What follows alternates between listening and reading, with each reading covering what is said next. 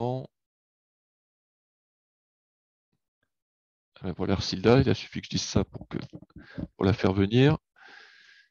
Bien, donc on va faire notre deuxième et dernière séance de la semaine, puisque la prochaine fois on se verra donc en classe, ce qui sera certainement beaucoup plus facile pour travailler. Donc aujourd'hui, on va faire une séance en 3 temps, hein, comme on fait à chaque fois, de toute façon, que ce soit à distance ou à la maison. Donc on fera un exercice flash, mais cette fois-ci, on va changer.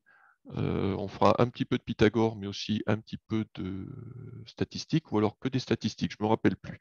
J'ai commencé à le faire mardi.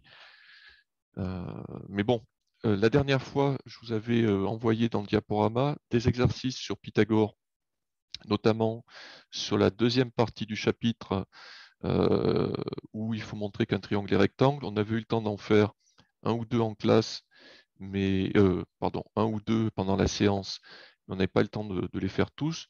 Donc dans le diaporama que vous avez eu, j'ai mis tous les exercices comme ça. Ceux qui n'étaient pas trop sûrs d'avoir compris, ça vous permettait de vous entraîner tout en ayant la correction pour vérifier. Si malgré tout, vous voyez qu'il y a encore des soucis, bon, on fera d'autres exercices sur Pythagore. Je ne vous laisserai pas monter au front sans être à peu près sûr d'avoir compris comment ça fonctionne. Par contre, les statistiques, ça c'est un chapitre. Alors, voilà, j'ai mis Pythagore, non, en fait, c'est des statistiques. C'est un chapitre sur lequel on devait faire un contrôle avant les vacances. Donc là, tout ce contrôle, il a été simplement repoussé. J'ai réfléchi, mais je ne suis pas encore sûr de le faire la semaine prochaine parce que comme c'est la reprise, on aura certainement beaucoup de choses à recaler avant, donc je ne voudrais pas vous cueillir à froid.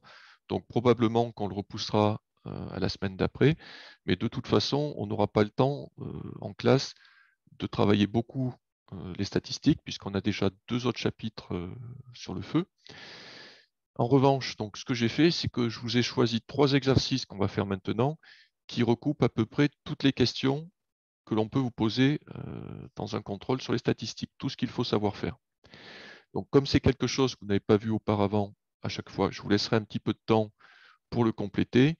Si vous avez des questions, eh ben, vous levez la main, ou si vous n'avez pas le bouton lever la main, vous dites simplement moi m'envoyez moi en message privé sur le chat, comme ça je comprendrai que vous voulez participer ou poser une question. Et si jamais à certains moments ça a été trop vite, de toute façon, dans le diaporama, vous aurez le corriger les explications de toutes les questions, plus tout ce qu'on dira à l'oral.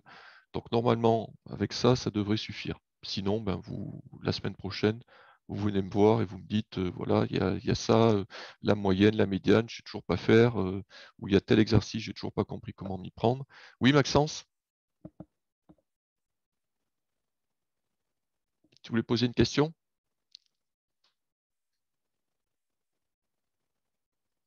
Maxence?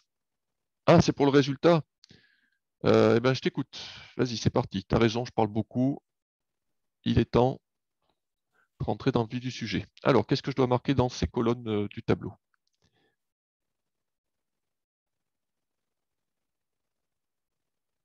Jamais il y en a 11. Oui,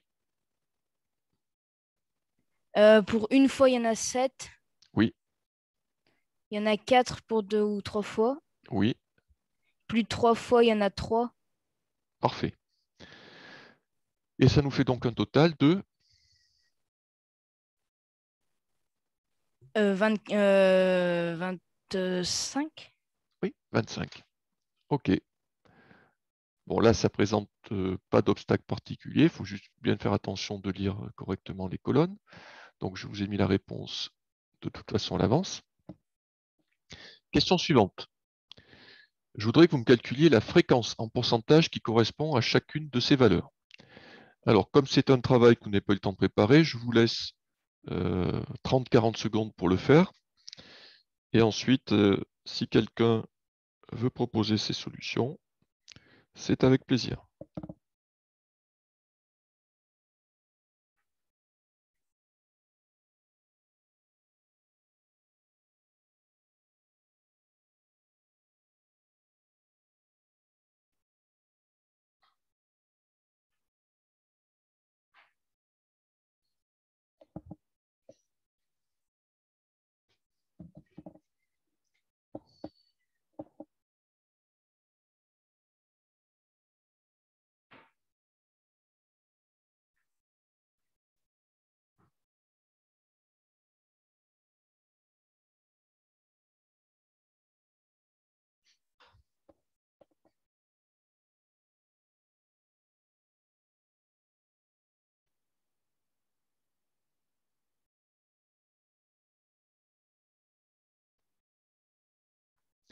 Alors, voilà, il ne faut pas hésiter à certains moments, si vous ne savez plus faire. Eh bien, la fréquence en pourcentage, il y a deux manières de la calculer. Alors, Noé, tu m'as envoyé des choses qui ne sont pas en pourcentage. Donc, il y a juste un petit rajout à faire. Donc, par exemple, pour ceux qui ne sont jamais allés, j'en ai 11 sur 25 qui ne sont jamais allés dans un pays anglophone. Donc, cette fraction, je dois la traduire en nombre décimal. Donc, pour ça, j'utilise le fait qu'un trait de fraction, c'est un signe de division. Et comme je veux un pourcentage, je multiplie par 100. C'est une possibilité. On verra s'il y a d'autres idées par la suite. Allez, ça fait 1 minute et demie. Donc, pour qu'on puisse avancer, on va donner les réponses. Louane? Pour jamais 44. Oui,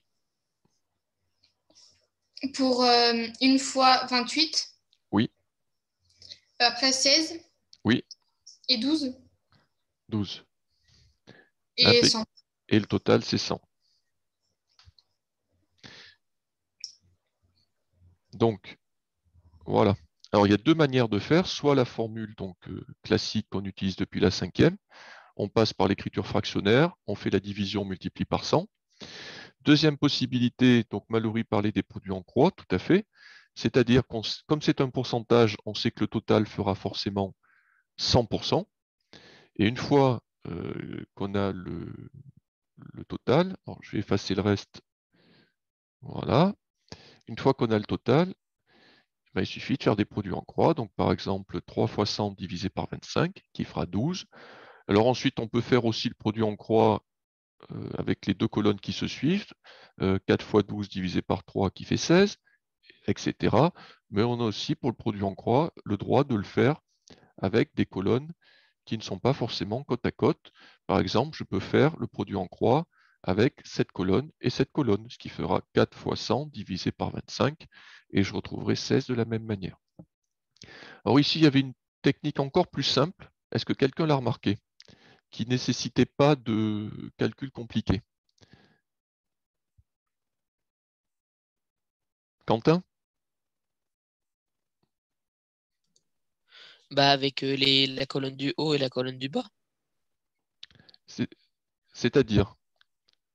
Bah, 100 divisé, enfin 25 fois avec, Oui, 25 fois. voilà, comme Combien? ça. Je sais que j'ai pas entendu fois combien. Bah, fois 4. Oui, bah, très bien, impeccable. Donc on peut passer effectivement tableau de proportionnalité dit coefficient de proportionnalité. Alors soit on sait mentalement que 4 fois 25 ça fait 100. Si on ne le sait pas mentalement, on fait nombre du bas divisé par nombre du haut, 100 divisé par 25 et on retrouve ce 4. Et l'avantage c'est qu'ensuite on a simplement à tout multiplier par 4, ce qui fait faire beaucoup moins d'opérations que si on doit utiliser les produits en croix à chaque fois. Parfait. Allez, on fait un peu de place, on avance. Donc à chaque fois, je vous ai mis les réponses. Donc, il n'y a pas de. Vous pouvez vérifier. Alors maintenant, dernière question sur cet exercice. Je voudrais cette fois-ci faire un diagramme circulaire. Alors le diagramme circulaire, ce qu'on appelle aussi le camembert. Hop, vous vous rappelez, c'est. Vous m'excuserez par avance. Il va être très très moche, mais dessiner un rond avec une souris, c'est pas facile. C'est le diagramme qui ressemble à ça. Et ensuite, on a ça s'appelle des secteurs angulaires de différentes tailles. Donc, première question, pour pouvoir réaliser ce diagramme, qu'est-ce qu'il faut que je connaisse comme information?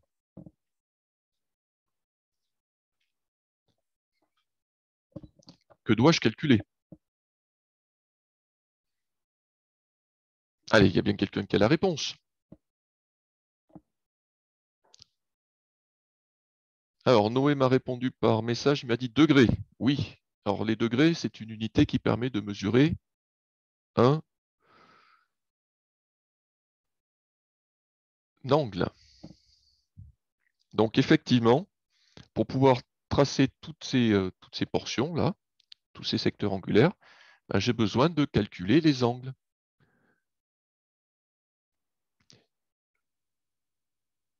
Bon, quand j'aurai fait tout le tour, là, rempli l'intégralité de mon disque, l'angle total fera combien?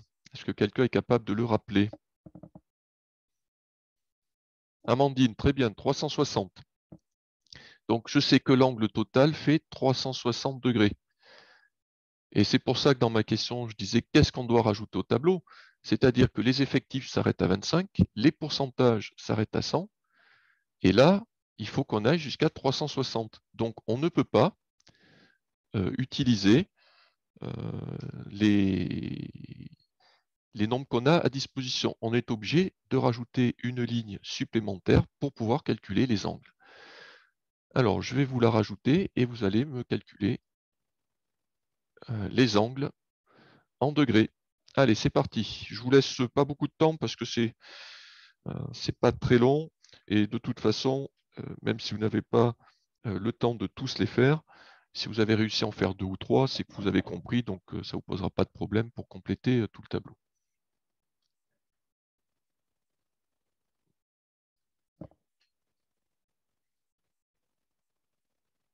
Alors, il y a plusieurs méthodes pour y parvenir. Je vous laisse encore une vingtaine de secondes.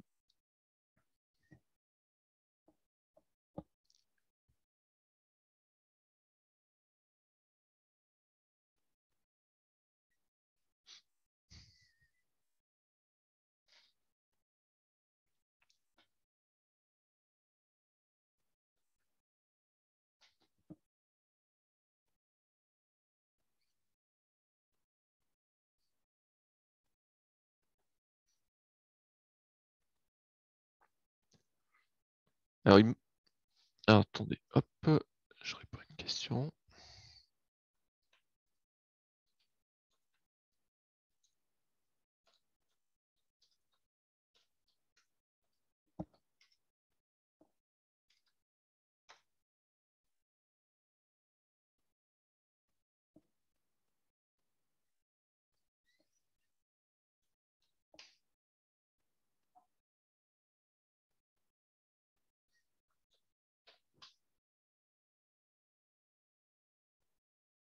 Ok, allez, je vous ai laissé suffisamment de temps. Est-ce que quelqu'un peut me dicter les valeurs qu'il a obtenues ou qu'elle a obtenues?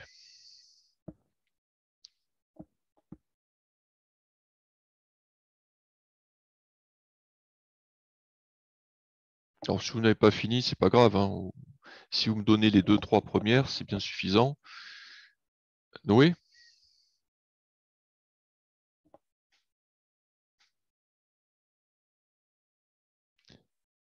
Alors, donc 105. Alors, je vais traduire ce que Noé m'a donné comme réponse. Donc, bon, la seule précision, mais ça c'est ma faute que j'ai oublié de vous dire, c'est qu'on va s'arrêter à des nombres entiers. Donc, le premier, vous trouvez 158,4, ce qui arrondit un nombre entier fait 158. Le deuxième, vous trouvez 100,8, qui s'arrondit donc à 101, puisque le chiffre des dixièmes, c'est un 8. Ensuite, 57,6 qui va donc s'arrondir à 58. Et pour finir, on trouve 343,2 qui va s'arrondir à 343. Voilà. Donc pour y parvenir, on a deux options. Soit travailler avec les produits en croix. Alors, l'inconvénient, il faut être prudent, c'est que si vous prenez des valeurs qui sont des valeurs arrondies, comme par exemple 343, si vous vous en resservez pour le calcul d'après, vous aurez une imprécision supplémentaire, puisque vous n'aurez pas pris la valeur exacte. Donc si vous optez pour les produits en croix, il vaut mieux les faire toujours en partant de la colonne totale, celle pour laquelle on est certain d'avoir les bons nombres. Donc par exemple, pour calculer l'angle correspondant à 2 ou 3 fois, eh bien, je vais faire 16 multiplié par 360 et divisé par 100. Comme ça, je serai sûr de ne pas faire d'erreur. Ensuite, oh, j'ai fait une erreur. 343, hop, c'est 43. Oula, pardon. Heureusement qu'il y en a qui sont attentifs et qui me rectifient. Et ainsi de suite. Deuxième possibilité, Deuxième outil utilisable. Ah mince. Hop. Fine bêtise. Je voulais effacer que certaines choses. Voilà. Deuxième possibilité, ce que Quentin avait proposé aussi déjà pour les fréquences, c'est de calculer le coefficient de proportionnalité, qui va être pas très compliqué à trouver. On prendra forcément la colonne totale parce qu'au départ, c'est la seule qui est complète. Et on fera nombre du bas 360 divisé par nombre du haut 100. Et divisé par 100 revient à reculer le chiffre des unités de deux rangs, ce qui fera 3,60 ou tout simplement 3,6. Et donc ça signifie qu'il suffit de multiplier par 3,6 tous les nombres de la ligne fréquence pour trouver les angles correspondants. L'avantage, c'est que ça fait des économies de calcul et moins on fait d'opérations, moins on a de risque d'erreur. Alors, est-ce qu'il y a des questions concernant cette partie-là? Si c'est le cas, vous levez la main, vous dites moi par le chat, que je sache si ça vaut le coup que je m'y attarde ou si c'est clair pour tout le monde. Bon, apparemment pas de questions. Enzo, alors, Enzo, tu vas prendre la parole et tu vas me dire à quel endroit tu n'as pas compris. Je t'écoute.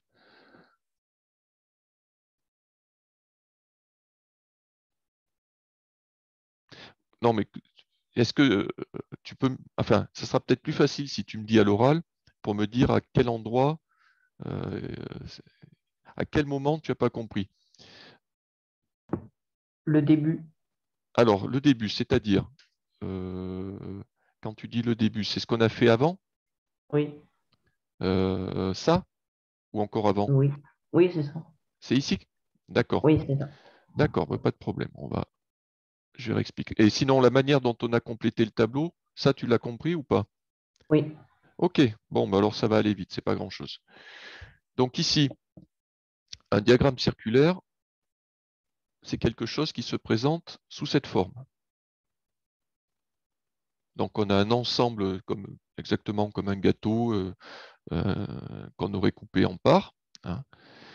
Donc chaque colonne du tableau va correspondre à une part. Voilà, j'en ai fait un petit peu trop, mais la taille de chaque part va dépendre bien sûr de l'importance de telle ou telle valeur. Par exemple, ici dans ce tableau, la part la plus grande, elle correspondra à la colonne jamais. Maintenant, ce qu'il faut, c'est pouvoir déterminer quelle taille va avoir la part. Et quand on dessine un diagramme circulaire, ce qui va donner la taille de la part, c'est la mesure de l'angle, qui est ici. Plus l'angle est grand, plus la part est importante. Donc ce qu'il nous faut pouvoir calculer, c'est la mesure de chacun des angles qui va correspondre à chaque partie, à chaque colonne du tableau. Alors, on est obligé de passer par ce calcul et ce sera vrai à chaque fois que tu auras un diagramme circulaire parce que quand on utilise les effectifs, le total ne dépasse pas 25. Quand on utilise les pourcentages, le total ne dépasse pas 100. Et si je m'aventure à faire un diagramme circulaire en reportant les angles, donc je vais reporter un angle de 11 degrés, puis un angle de 7 degrés, puis un angle de 4 degrés, et enfin un angle de 3 degrés, ça veut dire que quand j'aurai mis tout le monde, eh ben, j'aurai rempli que cette partie-là, et tout le reste sera vide. Donc, ce n'est pas suffisant. Si je veux utiliser directement mes pourcentages, eh ben, je vais commencer par un angle de 44 degrés, suivi d'un angle de 28 degrés, un angle de 16 degrés, un angle de 12 degrés, et quand j'aurai tout additionné, je serai à 100 degrés. Donc, encore une fois, tout ça restera vide. Donc, si je veux que mon cercle soit rempli complètement, il faut être sûr que le total de tous mes angles fasse bien 360 degrés. Voilà. Donc, ça sera toujours 360 degrés.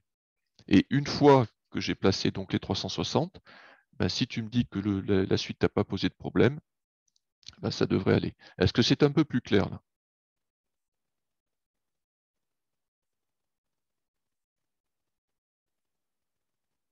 Oh, il n'ose pas me dire.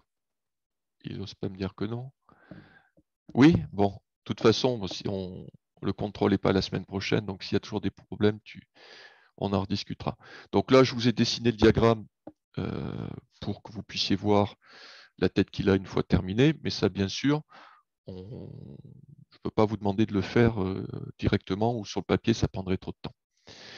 Deuxième exercice. Donc, le directeur d'un cinéma récapitule la durée des films diffusés dans ces salles au cours de l'année. Donc là, on retombe sur un diagramme en barre. Première question. On souhaiterait, j'ai fait une belle faute d'orthographe, j'ai oublié un T, à souhaiterait, présenter les données dans un tableau. Alors, dans mon tableau, qu'est-ce que je dois mettre, combien je dois mettre de lignes et qu'est-ce que je dois mettre sur chacune des lignes? Est-ce que quelqu'un peut me répondre à la question? Qu'est-ce que je dois mettre sur la première ligne du tableau?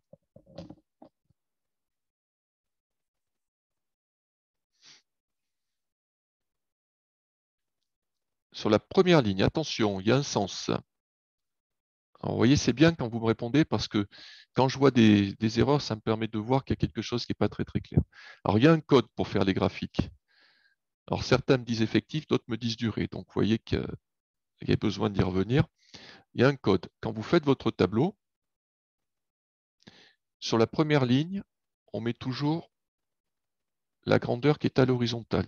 Donc, sur la première ligne, ça sera la durée. Et ça serait un autre graphique qui parlerait de tout à fait autre chose. Ce qui est à l'horizontale serait toujours sur la première ligne du tableau. Et donc, les effectifs vont sur la deuxième ligne du tableau. Voilà. Ensuite, alors attendez, il faut juste que je déplace une fenêtre parce que j'ai plus accès à la suite du tableau. Donc, une fois que j'ai commencé mon tableau, il faut que je vois de combien de colonnes j'aurai besoin. Donc, ça, c'est plus facile à trouver. Je regarde sur mon graphique, j'ai 1, 2, 3, 4, 5, 6, 7, 8 colonnes. Donc, ça veut dire qu'il faut que je prévoie 8 colonnes aussi pour mon tableau. Donc, je le ferai proprement après. Là, c'est juste pour le principe. Et la dernière, toujours en réserver une supplémentaire pour le total. Vous voyez que le total, l'effectif total, c'est pratique pour calculer les fréquences, mais on verra aussi pour les moyennes. Donc, c'est toujours intéressant de se le mettre en réserve pour plus tard. Alors, est-ce que quelqu'un peut maintenant me dire qu'est-ce que je dois écrire dans cette case-là?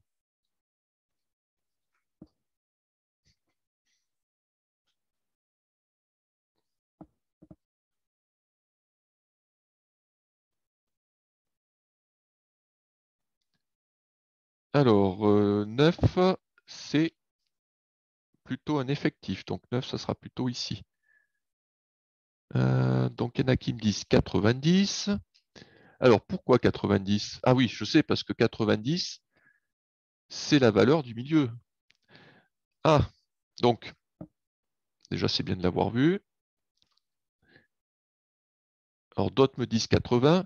Alors, finalement, c'est pas si évident que ça, parce que j'ai pas une valeur claire et nette à mettre.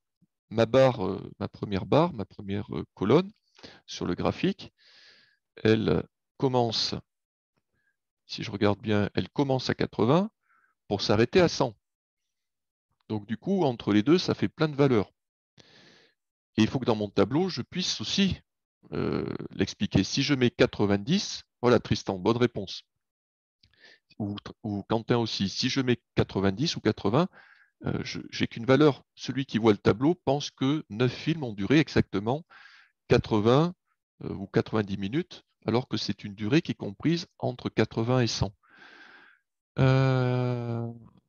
Alors, j'ai plusieurs propositions, mais effectivement, l'idéal et la bonne, c'est que dans la première colonne, la durée, elle sera comprise entre 80 et 100 minutes.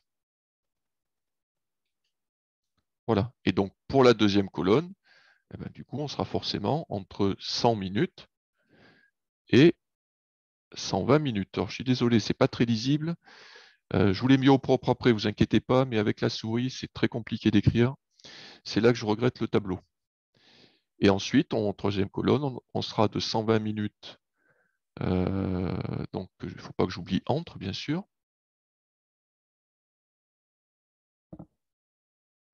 120 et 140 minutes. Et ainsi de suite. Alors, on va avoir un problème quand même à un moment donné sur certaines valeurs. Si je regarde bien 100, 120 Et puis j'aurai le même problème avec 140. Je vais avoir des nombres qui vont apparaître sur 2 colonnes. Est-ce que quelqu'un parmi vous se rappelle de qu'est-ce qu'on utilise, qu'est-ce qu'on peut utiliser comme outil pour bien indiquer que 100 sera par exemple dans la première ou dans la deuxième colonne? Louane? C'est que 100 dans la première colonne, il n'est pas compris. 100 dans la première colonne, il n'est pas compris. D'accord. Et qu'est-ce qui pourrait nous, quand on va faire le tableau, qu'est-ce qui pourrait faire comprendre à ceux qui vont le regarder? Parce que nous, quand on le fait, on peut très bien se dire, ben 100, il n'est pas dans la première colonne. Nous, on le sait. Mais il faut que la personne qui voit le tableau puisse le savoir aussi. Qu'est-ce qu'on pourrait mettre justement, Louane, Un pour indiquer? signe, Alors, on y vient. Est-ce qu'il y a un signe particulier?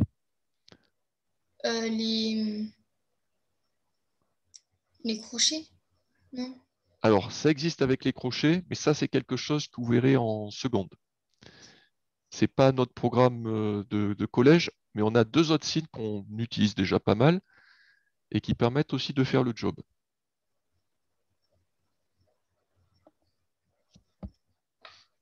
Alors, ce dont tu parles, Louane, c'est ça. Avec des crochets. Alors ça, c'est ce qu'on appelle, oui, bien Quentin, c'est ce qu'on appelle un intervalle. Et ça, c'est pas au programme de collège. Mais effectivement, pour ça, c'est très pratique. Alors, Quentin, il a proposé d'utiliser, ou Tristan d'ailleurs, supérieur, inférieur. Eh bien, exactement. Vous voyez, pas besoin. Voilà, Simon. Oula, en plus, Simon, il arrive à me mettre les supérieurs ou égales. J'y arrive même pas, moi, au clavier. Très bien, Simon. Donc, on a ces 2 signes-là, plus petits et inférieur ou égal, qui vont permettre justement de dire si on prend la valeur ou si on ne la prend pas. Donc, par exemple, pour dire que la durée, elle est comprise entre 80 et 100, donc on va mettre 80, 100, je vais mettre ça. De toute façon, c'est le même pour les deux. Alors, est-ce que 80, on va le compter ou pas?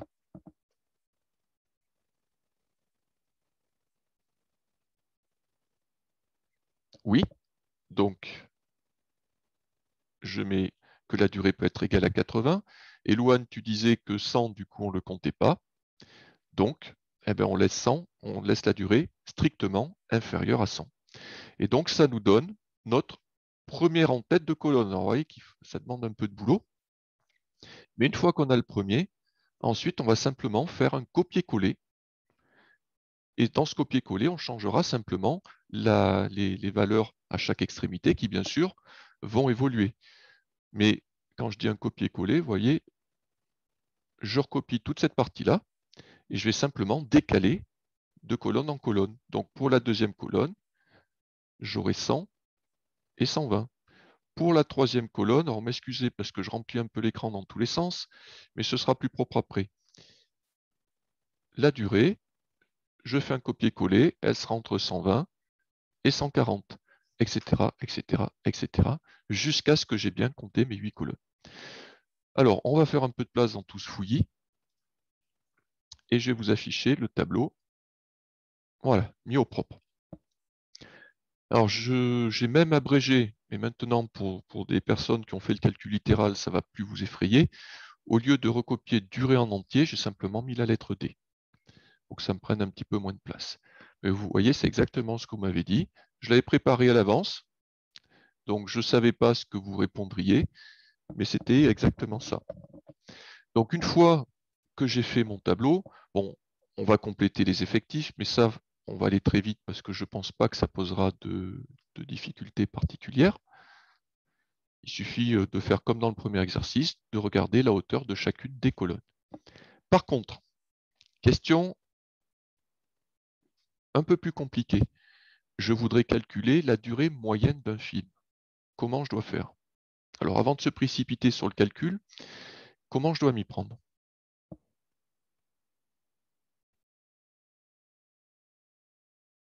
Et c'est là que les réponses que certains m'ont donné tout au début.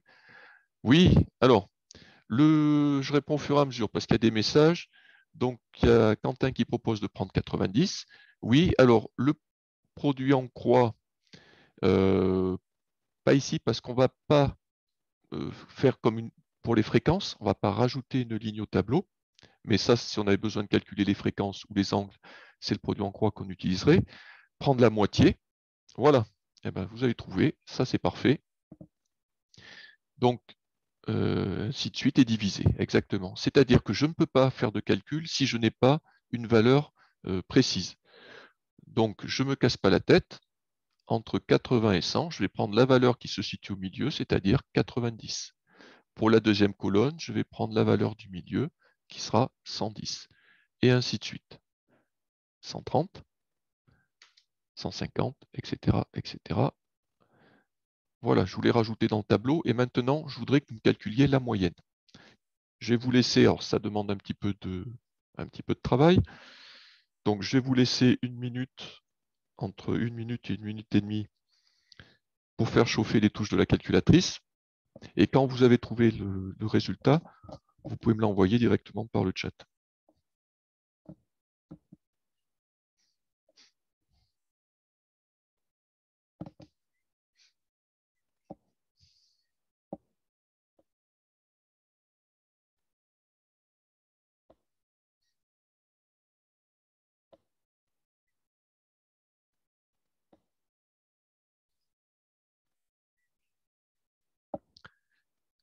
Arrête.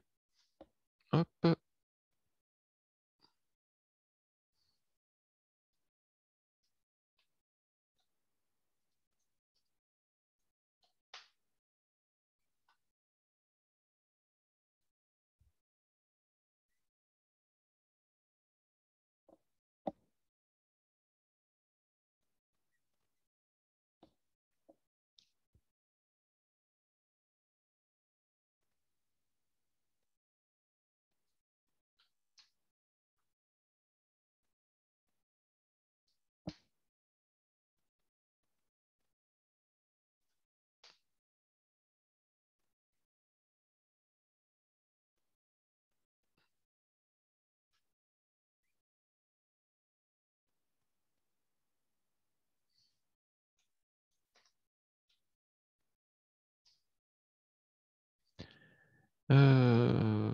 Hop, je viens de répondre.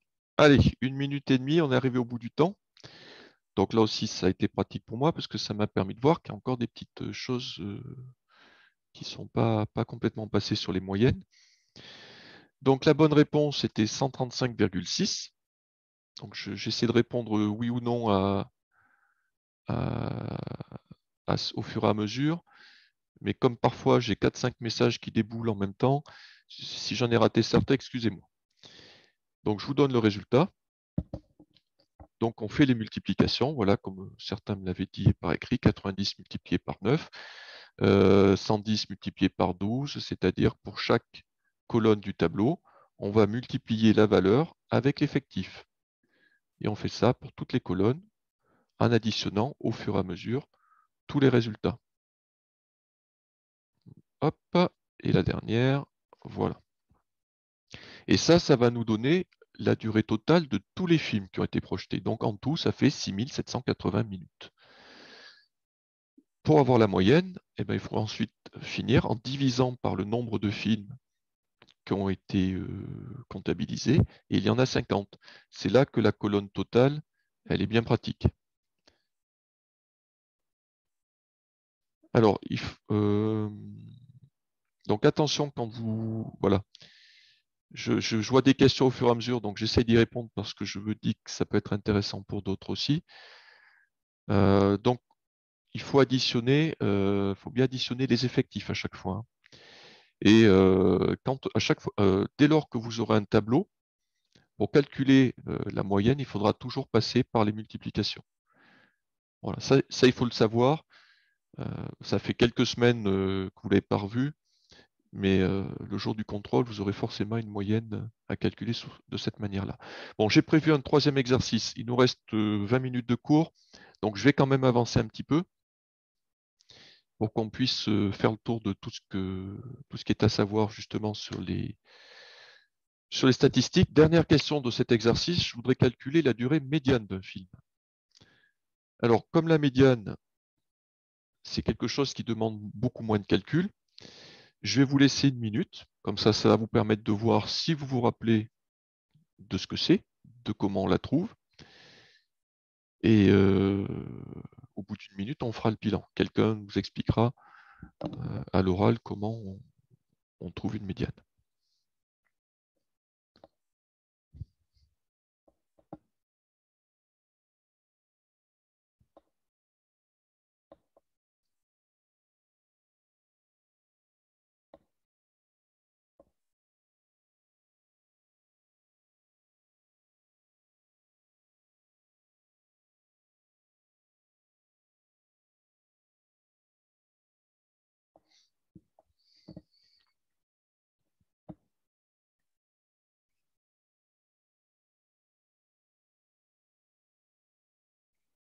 Très bien, Noé, c'est la bonne réponse.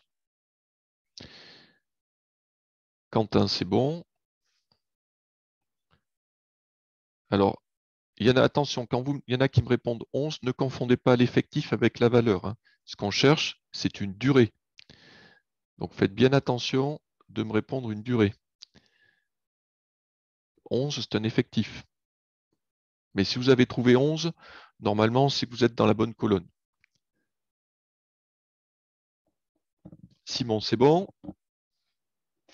Alors, la médiane de l'effectif, puisqu'on me pose la question, la médiane, c'est toujours lié à l'effectif. C'est-à-dire que la médiane, c'est la valeur qui se situe au milieu.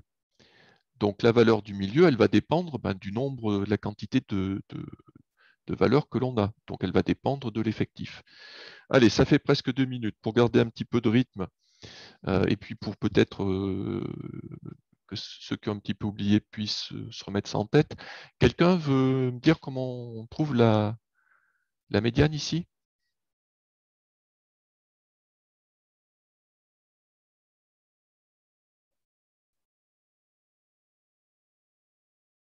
Quentin? Et bah, on fait 9.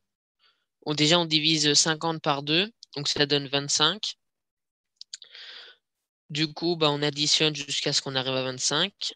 Donc 9, il y a 9,90. Donc déjà, on n'est pas à 25, on additionne encore. On additionne 9 et 12, ça fait 21, du coup on n'y est pas encore. On additionne 11, du coup on est à 36. Et c'est bon, on est à 25, du coup la médiane c'est 130. Ok, ça me paraît pas mal. Donc, je vais juste compléter par une petite chose, c'est que la médiane, la manière de la trouver, elle va dépendre du nombre de l'effectif total, c'est-à-dire du nombre de valeurs que vous avez.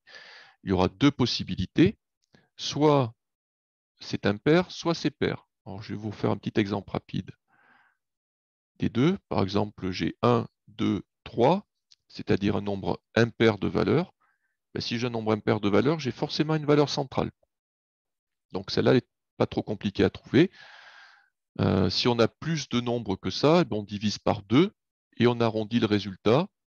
Un nombre entier, ça vous donne la position, hein. Attention, le calcul que l'on fait permet de savoir en quelle position est la médiane, ne donne pas la valeur de la médiane. Si on a un nombre pair de valeurs, par exemple 1, 2, 3, 4, on s'aperçoit qu'ici, ni 2 ni 3 ne sont les médianes, parce que si je choisis 2, j'ai 2 valeurs à droite, une seule à gauche, et si je choisis 3, c'est l'inverse. Donc si on a un nombre pair de valeurs, ça signifie que la médiane, elle va se glisser entre deux valeurs centrales de la série. Ici, c'est 2 et 3. Et donc la valeur qui est au milieu, c'est 2,5. Donc ça, ce sera ma médiane. Donc la médiane n'est pas forcément une des valeurs qui est donnée dans le tableau. Alors, comme le nombre est pair, ici, comme l'effectif total c'est 50 et que c'est pair, donc je suis dans cette situation-là où je vais trouver deux valeurs centrales. Donc il faut que je trouve quelle est leur position. Donc je divise 50 par 2, comme a dit Quentin, ça fait 25. Donc ça veut dire que ma première valeur centrale, elle est en 25e position. Celle qui va jouer le rôle du 2 dans mon exemple. Et la deuxième valeur centrale, elle est juste après, donc en 26e position. Celle qui est jouée par 3 dans mon exemple. Et donc, pour trouver la médiane, il faut que je trouve en 25e et en 26e position quels sont les nombres que j'ai. Donc pour ça, Quentin a donné parfaitement la démarche. Je vais regarder les effectifs. Hein. Souvenez-vous que si on devait les écrire en liste, eh ben 90, on l'aurait 9 fois. Ensuite, on enchaînerait avec des 110. On en aurait 12. Ensuite, on aurait des 130. On en aurait 11.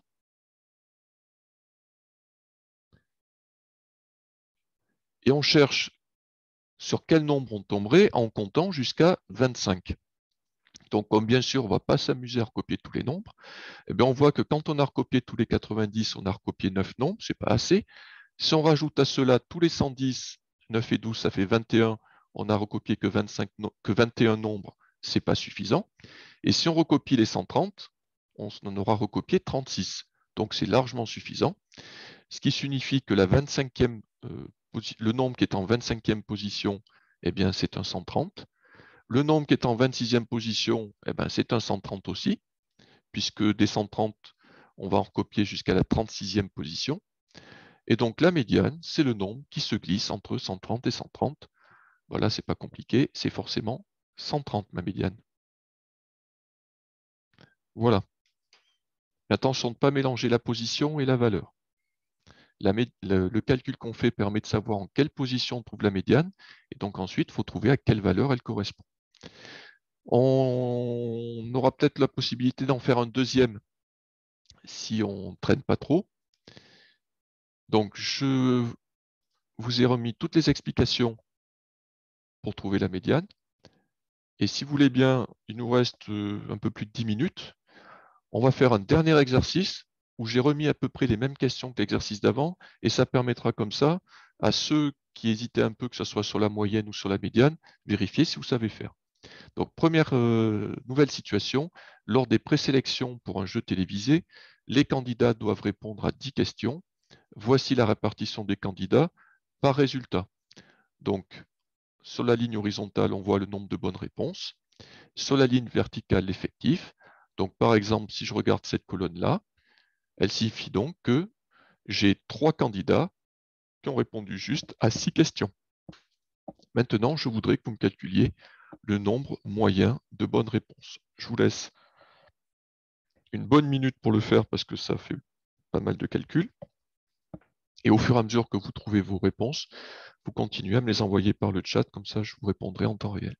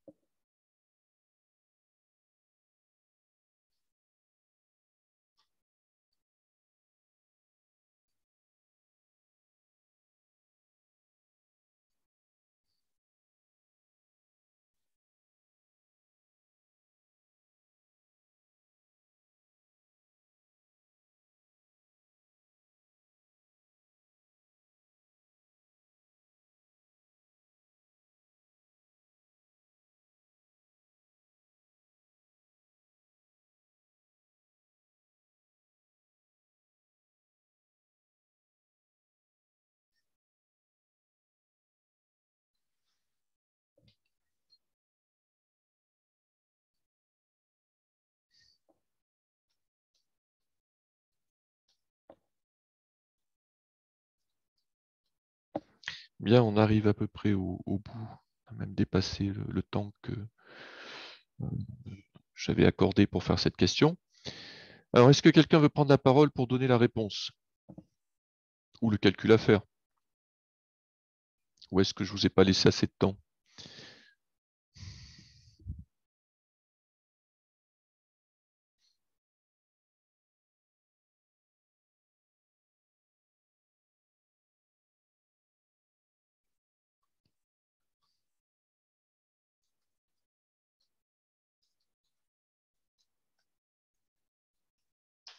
Ok, bien, ça y est, les résultats arrivent. Donc, on va pouvoir donner la réponse. Donc, j'ai besoin, pour calculer la médiane, de calculer le nombre de bonnes réponses qui ont été données en tout par l'ensemble des candidats. Et bien sûr, je vais avoir besoin de connaître le total des candidats. Donc, c'est l'opération que j'ai commencé à écrire, qui donne comme résultat 30, ce qui veut dire qu'on avait 30 candidats qui participaient à ces présélections. Maintenant, je vais devoir calculer le nombre de bonnes réponses qui ont été données en tout. Donc, j'ai vu plusieurs qui m'ont parlé de 205. Donc, effectivement, si je regarde la première colonne, un candidat a donné une bonne réponse, donc ça fait une bonne réponse. Deux candidats ont donné 2 bonnes réponses, ce qui en fait 4. 2 candidats ont donné 4 bonnes réponses, ce qui en fait 8. Et j'additionne comme ça jusqu'au bout, et ça me fait un total de 205 bonnes réponses. Ensuite, j'ai besoin de l'effectif total, qui est de 30. Je divise les deux, et ça fait 6,8 de moyenne, ou 6,83 si on va un peu plus loin après la virgule. Voilà, mais c'est le principe. Donc, le jour d'un contrôle, pensez bien à écrire votre calcul sur la copie, parce que c'est le genre de situation où on a vite fait de faire une petite erreur, parce qu'on oublie une multiplication, parce qu'on se trompe en appuyant sur la touche. C'est très vite fait. Si vous écrivez le bon calcul et que vous vous trompez simplement quand vous le faites sur la calculatrice, je vous enlèverai peut-être un demi-point pour ça, mais vous aurez la plupart des points de la question. Par contre, si vous me mettez uniquement le résultat final sans explication et que ce résultat est faux, malheureusement pour vous, là, je ne pourrais pas vous accorder de points. Allez, on termine rapidement avec la dernière question, ou l'avant-dernière question. Je voudrais que vous me calculiez la médiane. Allez, ça va permettre de voir si vous avez à peu près compris ce qu'on a fait à l'exercice d'avant. Par contre, je ne pourrais pas vous laisser beaucoup de temps parce que le chronomètre tourne. Ça ne demande pas de... Alors, quelqu'un me demande, le contrôle ne sera pas la semaine prochaine, il sera la semaine d'après. On verra si on se voit lundi, on verra quel jour on fixe. Allez, donc le chrono est parti. J'ai dit que normalement, une petite minute, ça devrait être suffisant parce que la médiane ne demande pas de faire des calculs très compliqués. C'est juste une méthode à savoir appliquer.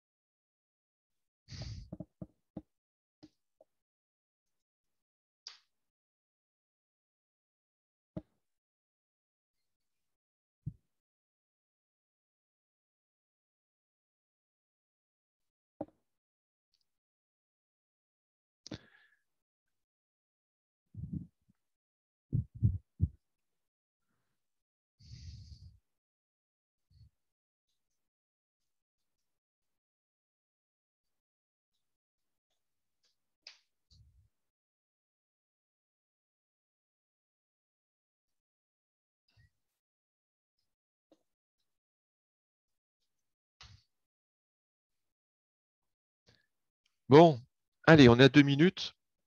Donc, je vais être obligé on va être obligé d'avancer un petit peu parce qu'il nous reste à peine plus de 5 minutes et on n'a pas encore commencé la correction des exercices.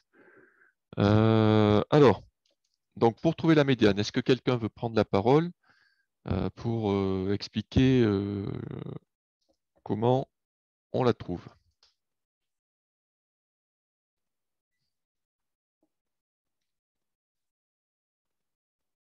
Bon, eh ben, je ne roule pas sous les volontaires. Alors, pour ne pas faire traîner les choses, je vais vous donner une petite explication rapide, sachant que sur la diapo d'après, c'est expliqué en détail. Alors, la médiane, je prends le petit outil d'annotation. Voilà. Alors, pour trouver la médiane, j'ai besoin de connaître l'effectif total. On l'a déjà calculé. L'effectif total, c'est 30. 30 candidats. Donc, ce qu'on veut savoir, c'est le nombre de réponses, tel que la moitié des candidats en ont donné moins et l'autre moitié en a donné plus. Donc, j'ai besoin de diviser 30 par 2, ce qui fait 15. Et 15 va me donner la position de la première valeur centrale. Donc, il faut que je cherche quelle valeur est en 15e position. Et comme j'ai deux valeurs centrales, il faudra que je trouve aussi celle qui est en 16e position. Donc, pour trouver les valeurs, eh ben, cette fois-ci, je n'ai pas le tableau, mais je vais me débrouiller avec le graphique. Je vais compter barre après barre combien j'ai de personnes jusqu'à atteindre 15 et 16. Donc ici, j'en ai une. Ici, j'en ai deux. Donc j'en suis à 3. Ici, j'en ai 2. Donc j'en suis à 5. Ici, j'en ai 5. Donc ça me fait un total de 10. Plus les 3 qui sont là, je suis à 13. Donc arrivé à 6 bonnes réponses, je ne suis toujours pas parvenu à 15 personnes. Par contre, si j'additionne les 4 personnes qui ont eu 7 réponses justes, eh bien 13 et 4, ça fait 17. Donc, quand je compte toutes les personnes qui ont donné 1, 2, 4, 5, 6 et 7 réponses justes, j'en ai 17. Moi, il fallait que je trouve la 15e et la 16e valeur. Donc, c'est bon. 17, j'ai les deux.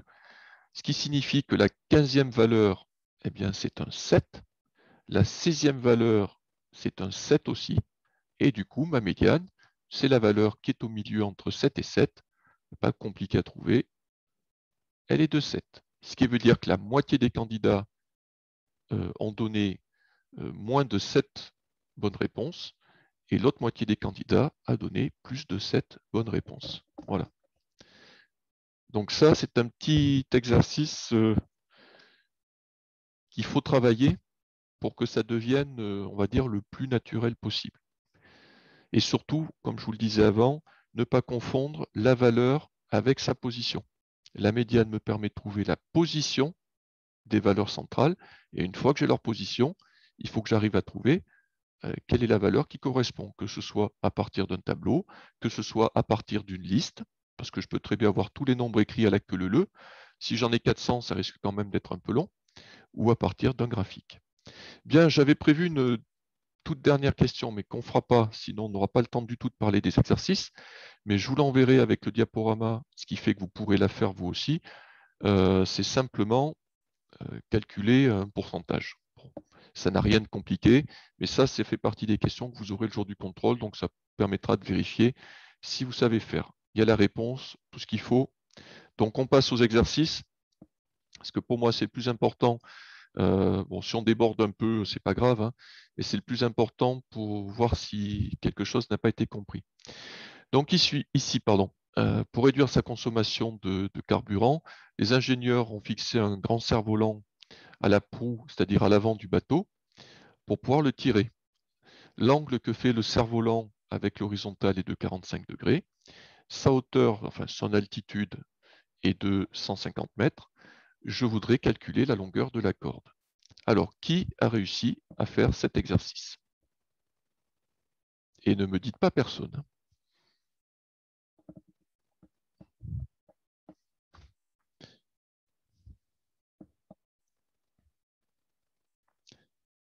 D'accord. Bah, vous aviez certainement du travail à faire dans les autres matières, alors, si personne ne l'a fait. Bon, alors, comme on est un petit peu à court de temps,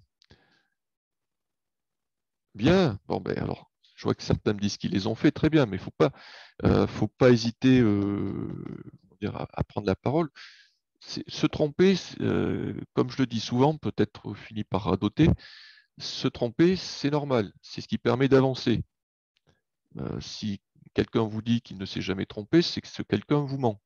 Et c'est à part, on fait des erreurs, on corrige, et la fois d'après, on y arrive. Et si ce n'est pas la fois d'après, c'est celle d'après. Mais l'erreur, c'est normal, ça fait partie de l'apprentissage. Donc, il ne faut pas avoir de timidité à dire son résultat, même si on n'est pas sûr que ce soit le bon. Alors, je vais vous donner un petit indice, puis on passera au deuxième exercice, on se quittera. Donc ici, évidemment, quand on voit l'angle droit, on pense qu'il y aura du théorème de Pythagore. De toute façon, ce n'est pas un mystère puisqu'on est sur le chapitre Pythagore. Par contre, ce qui a dû vous embêter pour trouver cette longueur-là, c'est qu'on n'en a qu'une seule. Et pour pouvoir utiliser Pythagore, il faudrait connaître deux longueurs. Donc là, on ne vous donne pas de longueur, mais à la place, on vous donne un angle de 45 degrés. Est-ce que quelqu'un a vu à quoi ça servait l'angle de 45 degrés ou pas?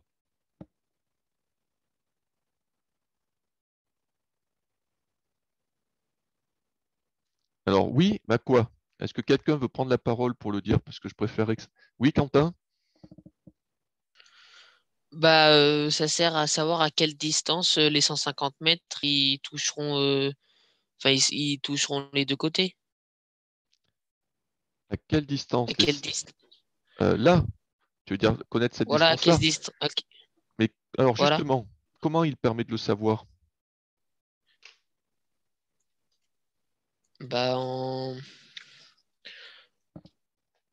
Elle vaut quand combien le cette trait des. distance, d'ailleurs? euh, Tu l'as trouvée ou pas? Celle-là, non? Non? Bon, mais c'est pas grave. Mais alors, les 45 degrés, donc je m'appuie sur les choses que j'ai vues passer sur le chat. Il y en a qui m'ont dit qu'il y a le même angle ici, ou qui l'ont calculé, hein, parce que vous avez une propriété des triangles qui dit que la somme des angles d'un triangle fait toujours 180 degrés. Et comme dans ce triangle-là, on en a un qui fait 45 degrés et que l'autre fait 90 degrés, puisque c'est un angle droit, bien, si on enlève tout ça, il restera 45 degrés pour le troisième angle. Et le fait qu'il y ait un triangle avec deux angles de 45 degrés, ça veut dire que ce triangle, il sera comment?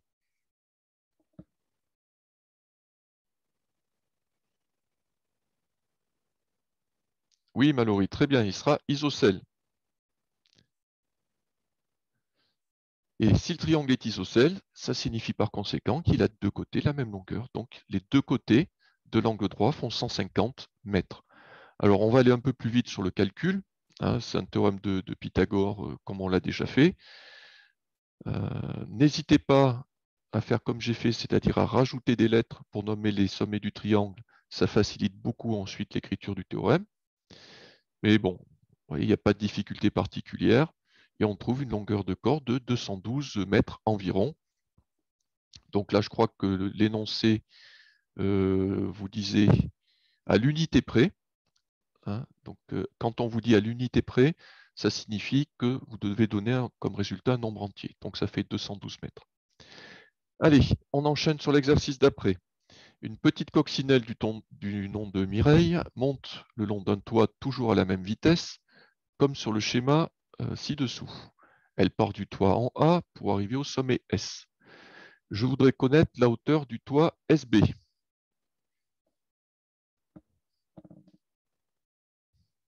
Est-ce que quelqu'un veut donner la réponse?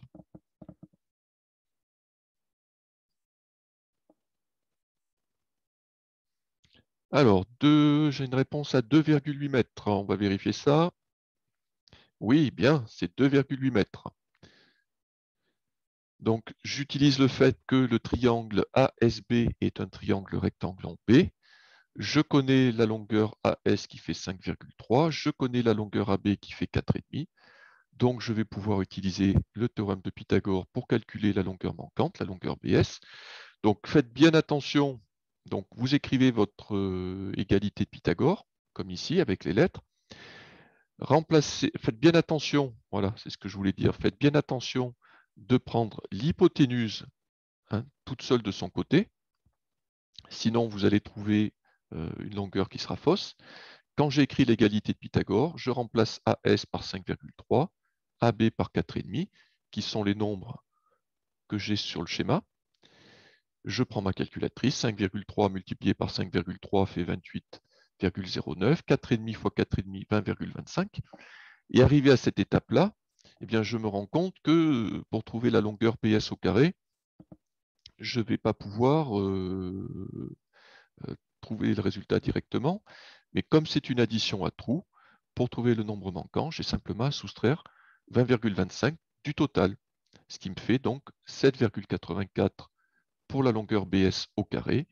Et en prenant la racine carrée de ce nombre, j'arrive à peu près à 2,8. Donc 2,8, certains m'ont dit 2,9. Alors je vais quand même vérifier avec la calculatrice si je n'ai pas fait de bêtises. Donc la racine carrée de 7,84 et de 2,8 exactement. Donc si vous n'avez pas trouvé 2,8, ça peut être simplement, faites attention de bien recopier l'intégralité du résultat. Par exemple, ici, recopiez bien 28,09 et 20,25, parce que si vous ne recopiez pas tous les chiffres, forcément à la fin, ça ne vous donnera pas 2,8. Question d'après. Alors, là, je vous ai donné les réponses. Ça demande plus de calculs longs ou compliqués. À quelle hauteur elle se situe quand elle a parcouru un quart du chemin? Ben, ce n'est pas difficile, si elle a fait un quart du chemin, elle se trouve à un quart de la hauteur. Donc 2,8 divisé par 4, ce qui fait 0,7 mètres ou 70 cm. Question d'après, si elle va aux 3 quarts, ben, 3 quarts, ça veut dire qu'elle a fait un quart, un quart, un quart. Donc 0,7 plus 0,7 plus 0,7 ou 0,7 multiplié par 3.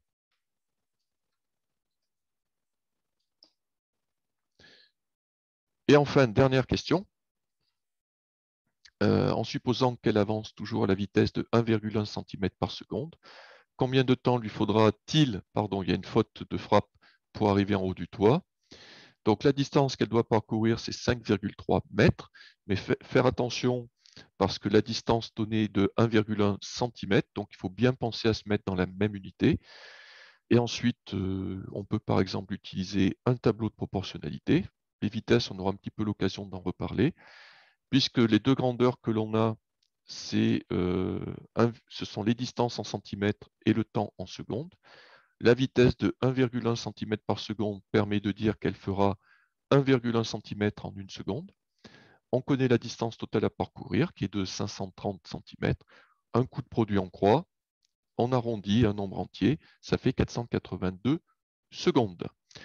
Alors, j'ai vu des réponses à 480,8 ou 480,80. C'est tout à fait exact. Mais ici, on va arrondir un nombre entier puisqu'il s'agit d'un nombre de secondes. Dernière petite finesse. Bon, 482 secondes, ce n'est pas forcément terrible à laisser comme ça. Donc, on peut le convertir en minutes et secondes. Alors, c'est l'occasion de vous rappeler que vous avez une touche sur votre calculatrice qui est très pratique pour faire ce genre de choses. C'est-à-dire qu'ici, on veut un nombre de minutes entières. Donc, pensez à utiliser la touche division euclidienne de votre calculatrice. C'est celle qui se présente dessus avec le signe de potence, c'est-à-dire la potence. Je vais vous la dessiner. Hop, le temps de prendre l'outil. La potence, c'est la touche qui ressemble à ça. Donc, vous avez une touche avec ce symbole-là. Et quand vous faites 482 division euclidienne 60, la réponse fait 8, reste 2. Alors, le gros avantage, c'est qu'on a le reste. Donc, ça fait 8 minutes pleines et il reste 2 secondes. Donc, si vous avez trouvé 3 secondes, c'est peut-être, si vous aviez 482 secondes, ça fait forcément 8 minutes 2 secondes, puisque 8 minutes, 8 fois 60, ça fait 480 secondes. Voilà, donc après, il y a peut-être une petite erreur de calcul, mais ça, ce n'est pas dramatique. Bien, eh ben, vous voyez, 4h05, on a débordé un petit peu du temps du temps que je m'étais imparti, mais je voulais quand même arriver au bout des exercices. Bon, de toute façon, je vous enverrai tout ça comme je fais d'habitude, et à la rentrée, on reviendra sur la proportionnalité et un petit peu aussi sur la réciproque, enfin sur l'égalité de Pythagore, parce qu'aujourd'hui, j'avais prévu qu'on avance un peu sur la proportionnalité, mais je sais que certains, la dernière fois, m'avaient dit qu'ils avaient un petit peu de mal avec la manière de montrer qu'un triangle était rectangle. Alors, vous inquiétez pas, on reprendra ça la semaine prochaine. D'ici là, eh bien, passez une bonne fin de semaine. Profitez-en bien parce que la semaine prochaine, on va attaquer de bonne heure, de bonne humeur. Je ne sais pas, mais en tout cas, on aura beaucoup de boulot. Allez, à bientôt. Au revoir.